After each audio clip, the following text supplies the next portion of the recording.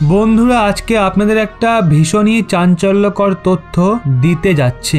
আজ আপনাদের বলবো কিভাবে আমেরিকা স্বয়ং নিজেই নিজের আর পাকিস্তানের পোল খুলে রেখে দিয়েছে। ভারত পাকিস্তানের যুদ্ধ বিমান F-16 ধ্বংস করেছে। আজ্ঞে হ্যাঁ, এই ব্যাপারে আমরা আলোচনা করছি, শেষ অবধি সঙ্গে থাকুন। বন্ধুরা ভিডিও এগোনোর আগে যারা এখনো আমাদের শর্ট চ্যানেলটা দেখেননি দেখে নেবেন, লিংক ডেসক্রিপশনে দেওয়া আছে। বন্ধুরা আসলে বিষয়টা হলো এমন, পাকিস্তান আমেরিকার F-16 যুদ্ধ বিমান ব্যবহার করে, আর এই যে F-16 বিমান আমেরিকা পাকিস্তানকে দিয়েছে সেটা একটা শর্তে পাঠিয়েছিল যে ভারতের বিরুদ্ধে কখনো যেন এর ব্যবহার না হয়। এটাকে সুনিশ্চিত করার জন্য আমেরিকা নিজের এয়ারফোর্সের একটা টিমকেও পাকিস্তানে মোতায়েন করেছিল, আর সদ্যই আমেরিকা ওই টিমের একজন অফিসারকে অ্যাওয়ার্ডও দিয়েছে। এখন এই অ্যাওয়ার্ড কেন দিয়েছে সেটা আপনারা জেনে নিন। তো বন্ধুরা আসলে অস্ট্রেলিয়ার একজন ভীষণই সম্মানীয় মিলিটারি ঐতিহাসিক আছেন যার নাম টম কুপার। উনি এটা বলেছেন, আমেরিকা মাস্টার সার্জেন্ট কাইল উইলসন যিনি পাকিস্তানে নিযুক্ত ছিলেন, ওই টিমের সঙ্গে তাকে পুরস্কার দিয়ে এটা প্রমাণ করেছে যে F-16 ভারত ধ্বংস করেছিল। আজ্ঞে হ্যাঁ বন্ধুরা, 2019-এর বালাকোট প্রকরণের সময় উনি এটা বলেছেন। আমেরিকার যে আধিকারিক পাকিস্তানে ছিলেন উনি F-16 এর খবরকে চাপা দেন।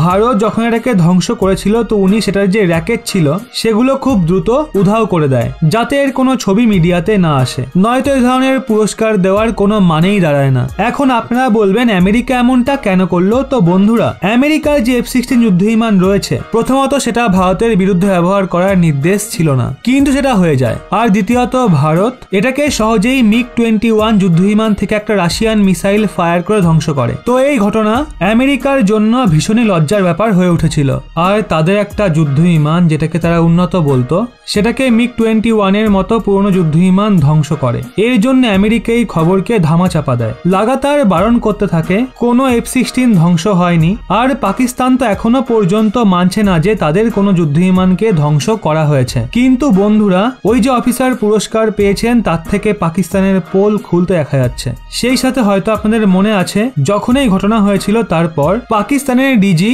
ISPR স্পোক পার্সন বলেন, দুজন পাইলটকে আমরা উদ্ধার করেছি, যার মধ্যে থেকে একজনকে তারা নিয়ে গেছে।